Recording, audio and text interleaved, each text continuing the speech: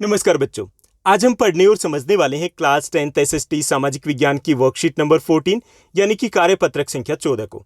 यह आपकी 7 अगस्त 2021 की वर्कशीट रहेगी और आज की वर्कशीट भी काफ़ी इजी, इंटरेस्टिंग, इंपॉर्टेंट रहने वाली है, जिसमें हम पोल साइंस सिविक्स का पहला चैप्टर सत्ता में साझेदारी पढ़ना जारी रखेंगे। सत्ता में साझेदारी क्या होती है? इंग्लिश में बोलते हैं पावर शेयरिंग, यानी शेयरिंग ऑफ द पावर है वो सत्ता में साझेदारी, यानी कि सत्ता में हिस्सेदारी होने या फिर शक्तियों का बंटवारा होना या सत्ता का बंटवारा होना, उसे बोलते हैं हम सत्ता की साझेदारी।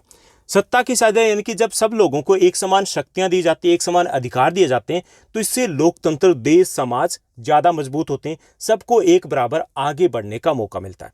ये सब कुछ हम पिछली 2 वर्कशीट में पढ़ चुके हैं। तो चलिए देखते हैं थोड़ा और इसी कंसेप्ट को और समझते हैं कि सत्ता में साझेदारी क्यों जरूरी है और सत्ता में साझेदारी कैसे की जा सकती है। 2 इंपॉर्टेंट टॉपिक आज की इस वर्कशीट में हम डिस्कस करेंगे।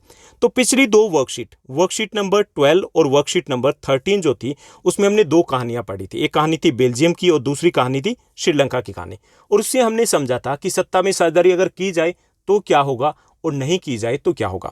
बेल्जियम की कहानी में हमने देखा कि संविधान संशोधन के माध्यम से अलग अलग जो समुदाय थे, 3 भाषाई समुदाय है वहां पर, डच भाषी, फ्रेंच भाषी, जर्मन भाषी, उनको सत्ता में साझेदार बनाया गया। इससे क्या हुआ? वहां पर जो टकराव था उसको रोक दिया गया, देश में शांति स्थापित होगी, देश में वापस एकता स्थापित होगी, सभी लोग मिलजुल के वहां पर रहते हैं और विकास के रास्ते पे बेल्जियम कहीं आगे निकल गया।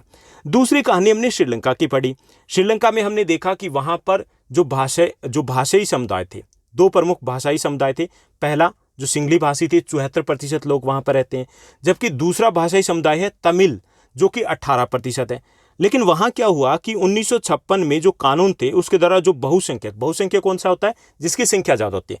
तो सिंगली भाषी समुदाय ने वहां पर बहुसंख्यकवाद को बढ़ावा दिया, यानी कि उन्होंने कहा कि सत्ता में साझेदारी बिल्कुल नहीं करेंगे, हम अपनी मर्जी चलाएंगे। कौन होते हैं जो तमिल बोलने वाले? हमें रोकेंगे क्योंकि मेजोरिटी हमारी है, यानी कि वहां पे सत्ता में साझेदारी करने से मना कर दिया जाता है। इससे क्या होता है? जो तमिल लोग हैं वो वहां पर बेगानापन, अलगाव महसूस करते हैं। उन्हें लगता है कि ये देश तो हमारा है ही नहीं, ये तो हमारी बात ही नहीं करे, ये तो हमारी सुन ही नहीं रहे, हम तो पीछे रह गए। इससे क्या होता है? वहां पर शांति भंग हो जाती है, आपस में तनाव पैदा हो जाता है, बात तू मैं से गृह युद्ध तक छिड़ जाती है, यानी गृह युद्ध होता है, आपस में हिंसा हो जाती है और उसमें दोनों समुदायों के सैकड़ों हजारों लोग हैं वो मारे जाते हैं, देश का विकास रुक जाता है, शांति भंग हो जाती है, देश टुकड़े होने के कगार पर पहुंच जाता है। कब होता है? जब सत्ता में साझेदारी श्रीलंका में नहीं की जाती।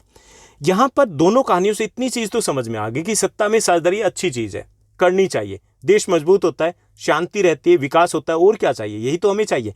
तो सत्ता में साझेदारी है वो क्यों आवश्यक है, उसको हम थोड़ा सा दोबारा रिवाइज करते हैं कि सत्ता में साझेदारी अगर हम करते हैं, कहीं पर भी करते हैं, तो इससे क्या होगा? सत्ता में साझेदारी मतलब जैसे आप घर में भी अगर डिसीजन लेते हो, तो अगर डिसीजन में सबकी राय ली जाएगी तो इससे क्या होगा? अगर स्कूल में सारे टीचर्स प्रिंसिपल सर या मैम के साथ मिलकर के अगर कार्य करते हैं तो क्या होगा? ये भी सत्ता में साझेदारी है। ऐसी अगर देश में शक्तियों का बंटवारा होगा, सभी समुदायों को साथ लेके चलेंगे तो क्या होगा? तो इसमें जो कारण है कि सत्ता में साझेदारी क्यों आवश्यक है, तो 2 कारण होते हैं। कुछ तो है हमारे युक्तिपर कारक, ओके, और दूसरे हैं नैतिक कारक। युक्तिपर कारक कौन से होते हैं? कि अगर ये नहीं करेंगे तो नुकसान होगा, ओके, जिसमें हम लाभ देखते हैं कि लाभ होगा या नुकसान होगा। और नैतिक होता है कि चाहे लाभ हो या नुकसान हो वो छोड़ो, मन नहीं मानता, दिल कहता है ऐसा होना चाहिए। ठीक, तो पहले हम देखते हैं युक्ति पर कारक। यहां पे है कि सत्ता में साझेदारी से टकराव कम होता है। पहला, सत्ता में साझेदारी करने से क्या होगा?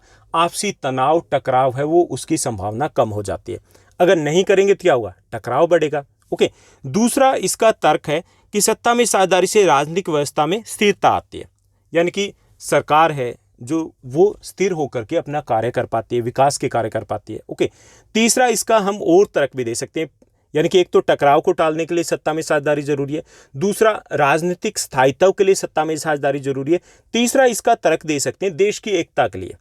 देश की एकता को अगर बनाए रखना है तो सत्ता में साझेदारी जरूरी है। अगर हम सत्ता में साझेदारी नहीं करेंगे तो श्रीलंका जैसा हाल होगा, देश में एकता रह पाएगी? नहीं रह पाएगी, हम एक दूसरे की टांग खिंचाई करने लग जाएंगे।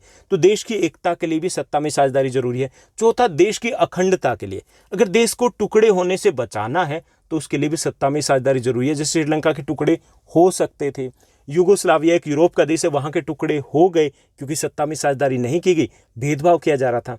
इसके साथ साथ आपसी तनाव को, सामाजिक जो तनाव है उसको टालने के लिए भी सत्ता में साझेदारी जरूरी है। अगर हम सत्ता में साझेदारी नहीं करेंगे, हो सकता है हिंसा ना हो सकता है देश के टुकड़े ना हो, लेकिन समाज में वो यूनिटी नहीं रह पाएगी, वो मेलजोल नहीं रह पाएगा। उसके लिए भी सत्ता में साझेदारी आवश्यक है। एक समान विकास के लिए सभी लोगों को अगर हमें एक समान विकास करना है तो कब होगा? जब सबको एक समान अधिकार मिलेंगे, तो उसके लिए भी सत्ता में साझेदारी आवश्यक है। यानी कि जनरल से कारण है वो आप लिखोगे, यहाँ पे सिर्फ 2 दिए गए, लेकिन हम थोड़े से ज्यादा समझते हैं। यानी देश की शांति के लिए, देश की एकता के लिए, देश के विकास के लिए, सामाजिक एकता के लिए, तनाव को टालने के लिए, टकराव को टालने के लिए, बेहतर विकास के लिए, एक समान विकास के लिए, इन सब कार्यों के लिए सत्ता में साझेदारी जरूरी होती है। ठीक, अगर नहीं करेंगे तो उल्टा हो जाएगा। ओके, अब बात आती है नैतिक तर्क की। नैतिक कारण क्या है सत्ता में साझेदारी का? पहले यह कि सत्ता में साझेदारी वो लोकतंत्र की आत्मा है। लोकतंत्र क्या है? लोगों का शासन। और लोगों का शासन मतलब जिसमें सब लोगों की सुनी जाएगी। अगर सत्ता में साझेदारी नहीं करेंगे तो क्या होगा? तब तो लोकतंत्र ही नहीं हुआ ना। तो लोकतंत्र की मूल आत्मा है सत्ता में साझेदारी। अगर लोगों को शक्तियां नहीं देंगे तो वहां पे लोकतंत्र ही नहीं है। तो इसके लिए हमें सत्ता में साझेदारी करनी चाहिए, चाहे लाभ हो या ना हो वो अलग बात है। लोकतंत्र के लिए हमें सत्ता में साझेदारी करनी जरूरी है। दूसरे ये कि सरकार को वैधता प्रदान करता है। वेद मतलब एक होता है अवैध, अवैध होता है जैसे जबरदस्ती वाला, एक होता है वैध जो कानून के अनुसार हो। तो कानून के अनुसार अगर वैधता प्रदान करनी है सरकार के निर्णयों को, तो उसके लिए सत्ता में साझेदारी वो जरूरी हो जाती है। क्योंकि अगर हम वैधता सत्ता में साझेदारी नहीं करेंगे तो इसका मतलब है हम कुछ बातें दूसरे लोगों के ऊपर थोप रहे हैं जबरदस्ती। अगर हम थोप रहे हैं तो वो क्या है? अवैध है। ठीक, तो यहां समझ में आया ना, सिंपल सी लैंग्वेज में आपको करना है कि सत्ता में साझेदारी क्यों आवश्यक है। चलिए नैतिक और इसमें आप थोड़ा सा कंफ्यूज हो रहे हो तो दोनों को भूल जाइए, मिक्सअप करके लिख दीजिए। जो भी आपकी आंसर शीट को चेक करेगा अपने आप फाइंड आउट कर लेगा कौन सा कारण है। तो देश की एकता के लिए, शांति बनाए रखने के लिए, देश की अखंडता के लिए, देश के एक समान विकास के लिए, सामाजिक तनाव को टालने के लिए, आपसी टकराव को टालने के लिए, हिंसा को टालने के लिए सत्ता में साझेदारी आवश्यक है। इसके अलावा ये लोकतंत्र की आत्मा भी होती है और सरकार को वैधता भी प्रदान करती है सत्ता में साझेदारी। ठीक, ये हो गया क्यों आवश्यक है। अब हम बात करेंगे सत्ता में साझेदारी का स्वरूप, कि सत्ता में साझेदारी की कैसे जा सकती है। तो आधुनिक अगर लोकतंत्र की बात करें, आधुनिक सरकार की बात करें, तो इसके 4 तरीके हो सकते हैं सत्ता में साझेदारी के। कितने तरीके हो सकते हैं? 4 तरीके। पहला जो तरीका है सत्ता का ऊर्ध्वाधर वितरण। ओके, लंबवत कह सकते हैं, सत्ता का लंबवत वितरण। ठीक, इसको वर्टिकल डिस्ट्रीब्यूशन ऑफ पावर कहेंगे इंग्लिश में। ओके, सत्ता का वर्टिकल या फिर ऊर्ध्वाधर या फिर लंबवत वितरण। ठीक, जैसे कैसे किया जाता है? सबसे ऊपर केंद्र सरकार है, उसके बाद राज्य सरकार है, उसके बाद नीचे कौन सी है? स्थानीय सरकार है।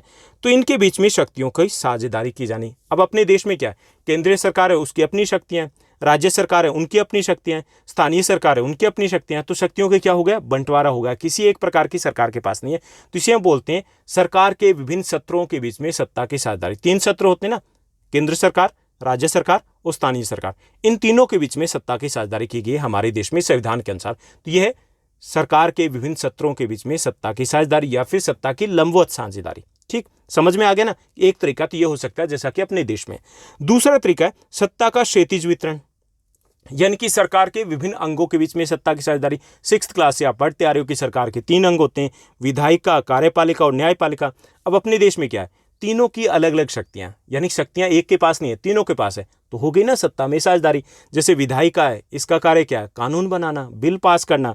कार्यपालिका का कार्य क्या है? शांति व्यवस्था बनाए रखना, कानूनों को लागू करना। न्यायपालिका का कार्य क्या है? न्याय प्रदान करना। तो सत्ता में साझेदारी के दूसरा तरीका हुआ है। पहला हो गया सरकार के विभिन्न सत्रों के बीच में सत्ता की साझेदारी, और दूसरा हो गया सरकार के विभिन्न अंगों के बीच में सत्ता की साझेदारी। ये तरीका हो गया आपका दूसरा। तीसरा जो तरीका है सत्ता में साझेदारी का, जो तीसरा रूप है कि विभिन्न सामाजिक समूह जैसे भाषाई समूह है या धार्मिक समूह है, उनके बीच में सत्ता में साझेदारी। ये भी किया जा सकता है कि उनको भी कुछ शक्तियां दे दी जाए। जैसे हम बेल्जियम का एग्जाम्पल लेंगे। बेल्जियम में जो सामुदायिक सरकार है, यानी हर वर्ग की अपनी एक सामुदायिक सरकार है और उसके पास कुछ शक्तियां, तो वो हो गया विभिन्न सामाजिक समूह या धार्मिक समूह की सत्ता में साझेदारी। अपने देश में क्या? सामुदायिक सरकार तो नहीं है, लेकिन अपने यहाँ देश में अल्पसंख्यक आयोग है, पिछड़ा आयोग है, उनको भी कुछ शक्तियां दी गई, तो वो भी सत्ता में साझेदारी है उन सामाजिक समूहों की। ठीक, तो ये तीसरा तरीका हो गया, यानी कि विभिन्न सामाजिक समूह या धार्मिक समूह को भी सत्ता में साझेदारी दी जा सकती है। चौथा तरीका है विभिन्न सामाजिक समूह, दबाव समूह और राजनीतिक दलों की सत्ता में साझेदारी। ठीक, अब जैसे सामाजिक समूह समझ में आ गया। दबाव समूह क्या होते हैं? जो यूनियन होती है, जैसे व्यापारी यूनियन होगी, टीचर्स यूनियन होगी, ओके, जैसे एडवोकेट की जो लोएस्ट यूनियन होगी, ये यूनियन होती है, ये दबाव समूह होते हैं, अपनी मांगों को रखने के लिए सरकार पर दबाव बनाते हैं। और ऐसे ही जो राजनीतिक दल होते हैं, राजनीतिक दल भी अपनी मांगे रखते हैं लोगों के सामने और सरकार के सामने, तो इनकी भी सत्ता में साझेदारी होती है। इनकी सत्ता में साझेदारी कैसे होती है कि इन सबको, चाहे यूनियन हो, चाहे राजनीतिक दल हो, चाहे लोग, आम लोग आंदोलन करना चाहते हैं तो उनको अधिकार दिए गए हैं कि वो आंदोलन कर सकते हैं, अपनी मांग को उठा सकते हैं। इससे क्या होगा, उनकी मांग सरकार तक पहुंचेगी, सरकार को उनकी मांग को सुनना पड़ेगा, मीडिया में वो आवाज़ आएगी। वोट लेने कि नहीं लेने, लेने हैं ना, तो उनकी बातों को सुनना पड़ेगा। अगर वो सही है तो उनकी भी सत्ता में साझेदारी होगी इनडायरेक्ट वे से। तो ये 4 तरीके हैं जिससे सत्ता में साझेदारी की जा सकती है और हमारे देश में की जा रही है। पहला तरीका, सरकार के विभिन्न सत्रों के बीच में सत्ता की साझेदारी। दूसरा हो गया सरकार के विभिन्न अंगों के बीच में सत्ता की साझेदारी। तीसरा हो गया विभिन्न सामाजिक और धार्मिक समूहों के बीच में सत्ता की साझेदारी, जैसे बेल्जियम में सामुदायिक सरकार है। और चौथा हो गया विभिन्न दबाव समूह, विभिन्न राजनीतिक दल और विभिन्न आंदोलनों के बीच में सत्ता में साझेदारी। ठीक, समझ में आ गया ना? ग्रेट। अब हम बात करते हैं प्रश्नोत्तर की सेकंड सेगमेंट की। 2 इजी क्वेश्चन दिए गए हैं, दोनों ही हमारे एमसीक्यूज हैं। पहला जो हमारा प्रश्न है, इससे पहले मैं आपको बता दूं कि आपके क्लास 10th का जितना भी सिलेबस है फर्स्ट टर्म का, जो आपका एमसीक्यूज रहेगा, तो उसके एमसीक्यूज हमने मैक्सिमम चैप्टर के डिस्कस कर लिए, यानी कि आपके सभी बुक के फर्स्ट चैप्टर हमने कवर कर लिए और सेकंड चैप्टर वो इसी वीक में मिल जाएंगे। तो उन एमसीक्यूज की इस चैप्टर को, इस वर्कशीट को करने के बाद प्रैक्टिस जरूर करना, ताकि पता चल पाए कि आपने कितना समझा है। ओके, आपकी तैयारी कितनी है। यहाँ देखिए, पहला जो हमारा क्वेश्चन दिया गया, निम्नलिखित में से कौन सा सत्ता में साझेदारी का युक्तिपर्क तर्क कहा जा सकता है। ओके, युक्तिपर्क तर्क कौन सा, इनमें से 4 में से हमें फाइंड आउट करना है। पहला, यह सरकार को वैधता प्रदान करता है। दूसरा, यह लोकतंत्र की आत्मा है। तीसरा, यह राजनीतिक व्यवस्था को स्थायित्व प्रदान करता है। और चौथा, इनमें से कोई नहीं। तो इसमें से जो पहला और दूसरा है, ये है नैतिक तर्क। ओके, नैतिक कारण है कि नैतिक तौर पर हमें ऐसा करना चाहिए। ठीक, और जो तीसरा है, ये है हमारा युक्तिपर्क कारक, कि अगर ऐसा नहीं करेंगे तो नुकसान हो सकता है। तो हमारा ऑप्शन रहेगा इसमें सी करेक्ट रहेगा। क्लियर। उसके बाद सेकंड जो हमारा क्वेश्चन दिया गया, निम्नलिखित में से कौन सा सत्ता का क्षैतिज वितरण है। ठीक, क्षैतिज वितरण कौन सा है। पहला ऑप्शन दिया गया विभिन्न सामाजिक समूह में सत्ता की साझेदारी, तो ये कौन सा हो गया, विभिन्न सामाजिक समूहों के बीच में सत्ता की साझेदारी, जैसे कि कहाँ किया गया, बेल्जियम में जो सामुदायिक सरकार है, ये क्षैतिज वितरण तो नहीं है। दूसरा ऑप्शन दिया गया केंद्र, राज्य और स्थानीय सरकारों के बीच में सत्ता की साझेदारी, ये हो गया सरकार के विभिन्न सत्रों के बीच में सत्ता की साझेदारी, तो ये तो लंबवत वितरण हो गया, ऊपर से नीचे तक। ठीक, तीसरा दिया गया विधायिका, कार्यपालिका और न्यायपालिका के बीच में सत्ता की साझेदारी, ये हो गया क्षैतिज वितरण। तो हमारा करेक्ट आंसर रहेगा यहाँ पर भी सी, यानी कि आज के दोनों जो क्वेश्चन है उसमें हमारा करेक्ट आंसर रहेगा सी, फर्स्ट का भी सी और सेकंड का भी सी रहेगा। तो ये थी हमारी आज की easy, interesting, important worksheet. I hope सब कुछ अच्छे समझ में आ रहा होगा। कोशिश कर रहा हूँ कि आपको बोर्ड एग्जाम के अकॉर्डिंग मैं प्रिपेयर कर पाऊँ। आपकी एनटीएससी की वो भी तैयारी आपकी साथ ही साथ चलती रहे। आपका सपोर्ट चाहिए। अगर वीडियो अच्छी लगती है तो इसको लाइक करने के साथ साथ शेयर जरूर कीजिएगा। आज के लिए बस इतना ही। Thank you, bye bye, have a nice day. मिलते हैं नेक्स्ट एपिसोड में।